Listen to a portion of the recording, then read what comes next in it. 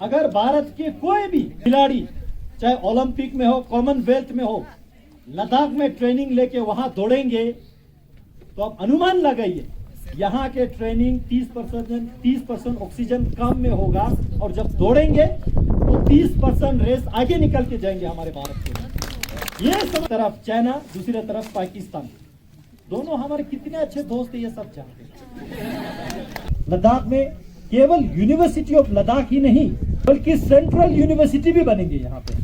Medical college in ले, engineering college in Kargil, ये सारा सैंक्शनड है। हमेशा ये पूछते थे कि लद्दाख में कौन पढ़ेंगे, वहां पे जनसंख्या ही नहीं है, क्या पढ़ेंगे वहां पे, हवा में नमी नहीं है, पहाड़ सारा गंजा है, ये कहते थे।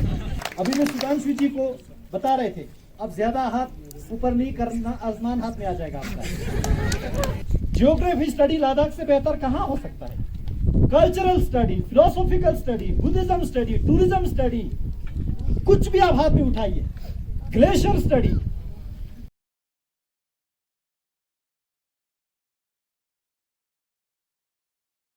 लद्दाख के वासियों को एक बर्डन के तौर पे लेना पड़ते थे।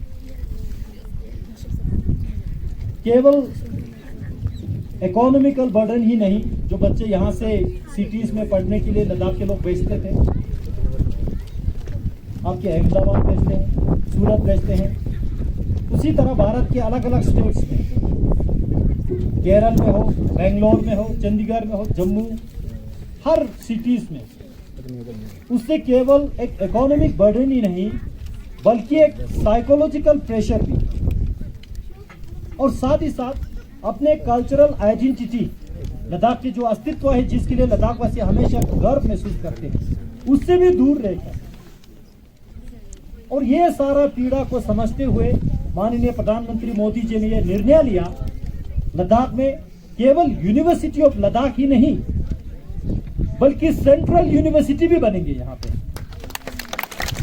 जिसका निर्णय कैबिनेट ने भी दिया, पार्लियामेंट में भी बिल पारित हुआ और सिंधु सेंट्रल यूनिवर्सिटी के नाम से घोषित भी किया।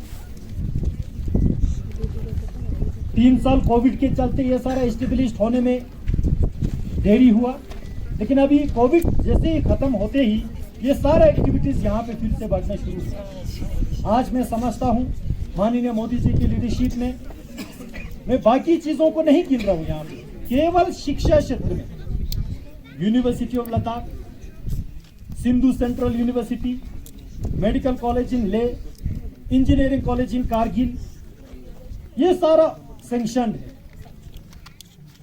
अगर कुदरत ने साथ दिया, फिर से कोविड काल नहीं दोहराया, तो इसी 1-2 साल में ये सारा लद्दाख में इस्टेब्लिश होके केवल लद्दाख के बच्चे ही नहीं पढ़ेंगे यहाँ पे। बहुत लोगों के ये भी मानसिकता थे, जिन लोगों की इच्छा थी लद्दाख को एक पॉलिटिकल सब्जुकेशन बना के रखने के लिए, हमेशा ये पूछते थे कि लद्दाख में कौन पढ़ेंगे, वहां पे जनसंख्या ही नहीं है, क्या पढ़ेंगे वहां पे, हवा में नमी नहीं है, पहाड़ सारा गंजा है, ये कहते थे। हमने हमेशा कहा आप मुझे एक चीज बताइए, लद्दाख में क्या नहीं पढ़ सकते? नेचर ने इतने सारे लद्दाख को दिया हमारे आंखों के सामने।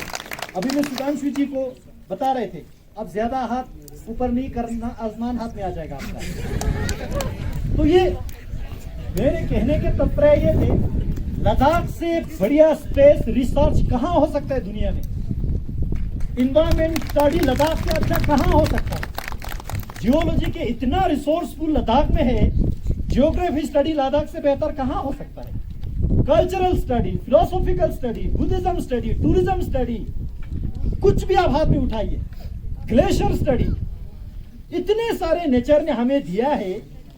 कभी कभी तो लगता है लद्दाख में अगर कोई बैठे तो किताब की जरूरत भी नहीं है, अगर आप ठीक तरह से समझ पाए तो देखो ये सारा नेचुरल रिसोर्सेस है, ये सारा हमें कुदरत ने दिया है।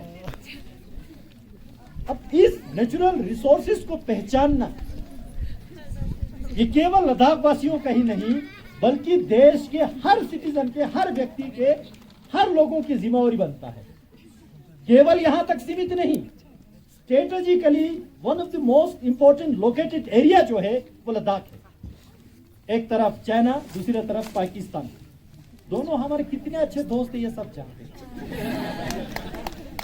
और इसको ध्यान में रखते हुए डिफेंस स्ट्रेटेजी के बारे में स्टडी करना लद्दाख से बेहतर कहां हो सकता है। अब स्पोर्ट्स ले लीजिए, हाई एल्टीट्यूड स्पोर्ट्स। अगर भारत के कोई भी खिलाड़ी चाहे ओलंपिक में हो, कॉमनवेल्थ में हो, लद्दाख में ट्रेनिंग लेके वहां दौड़ेंगे तो आप अनुमान लगाइए यहाँ के ट्रेनिंग 30% ऑक्सीजन कम में होगा और जब दौड़ेंगे तो 30% रेस आगे निकल के जाएंगे हमारे भारत के। ये समझना बहुत जरूरी है। लद्दाख एक रिपोजिटरी ऑफ ग्लेशियर है। यहाँ मेडिसिनल प्लांट्स के हब है लद्दाख। बहुत सारे यहाँ पे नेचुरल रिसोर्सेज है जिसको मैं हमेशा कहता हूं इसको एक्सप्लॉइट ना करके एक्सप्लोर करने की जरूरत है। और ये आज के सरकार ये समझते हैं। सोलर एनर्जी, जियोथर्मल एनर्जी आज चर्चे में आ रहा है। आज तक कहां छुप के बैठे, क्यों किसी ने ध्यान नहीं दिया। हॉर्टिकल्चर के बारे में अगर मैं टच करूं, इसी 1-2 साल में लद्दाख के एप्रिकॉट दुबई तक किया।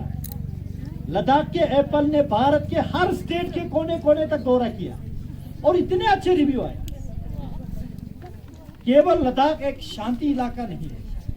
यहाँ के लोगों के अगर कोई आमदनी बढ़ना चाहे, देश के सबसे ज्यादा पर कैपिटल इनकम लद्दाख में होने की कैपेसिटी है।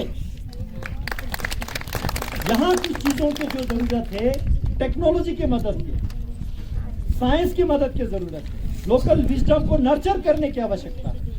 ये सारा ध्यान में रखते हुए मैं धन्यवाद देना चाहूंगा यूनिवर्सिटी ऑफ लद्दाख के vice chancellor professor S K. Mehta ji और इनके टीम को, जिन्होंने ये विजन लिया इंडियन इंस्टीट्यूट ऑफ सस्टेनेबिलिटी के साथ लद्दाख चैप्टर शुरू करके Indian institute of sustainability Ladakh, जिसमें आपका एनवायरमेंट, इकोनॉमी, हर चीज का केवल स्टडी ही नहीं होगा बल्कि प्रैक्टिकली हम ग्राउंड पे अमल करने का जो लक्ष्य, सपना जो देखा है, इसके लिए मैं यूनिवर्सिटी ऑफ लद्दाख को बहुत बहुत आभार व्यक्त करता हूं।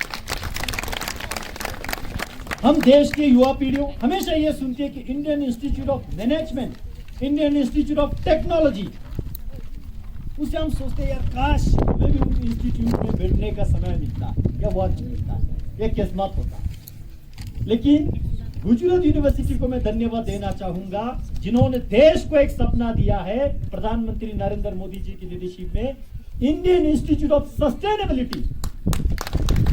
क्योंकि सस्टेनेबिलिटी को साथ में लाना, साथ में रखना बहुत आवश्यक है। आज के दिन ग्लोबल वार्मिंग का एक प्रेशर रहता है, क्लाइमेट चेंज का एक प्रेशर रहता है, जो हमेशा लद्दाख ने देखा है, झेला है।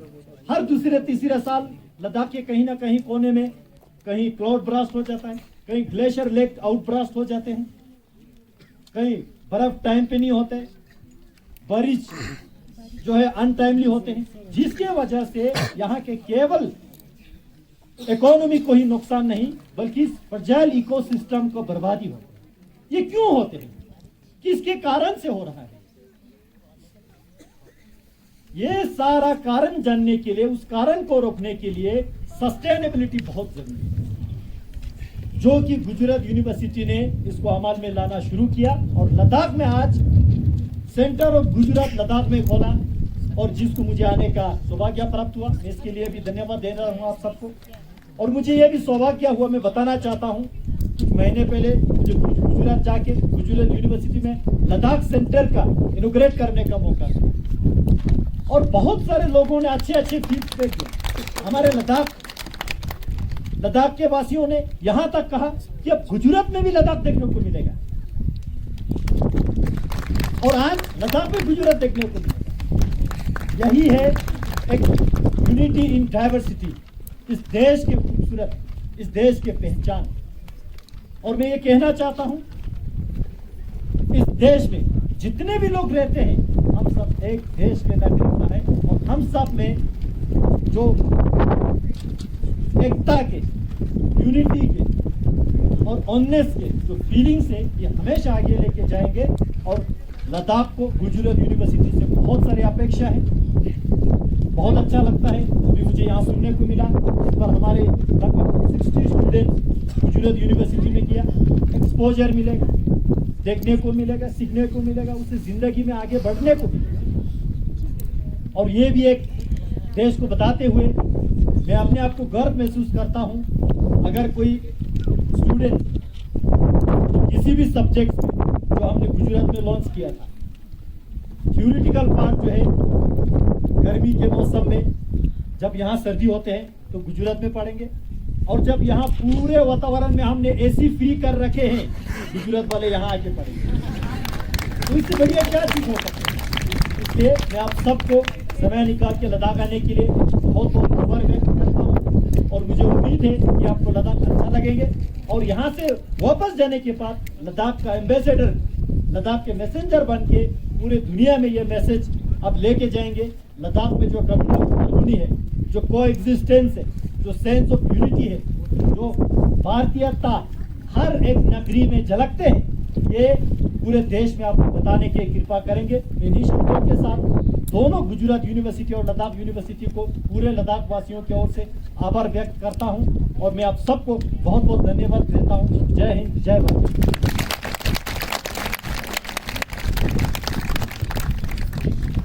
Thank you, sir, for your kind and inspiring words. We are very confident about the future of Ladakh.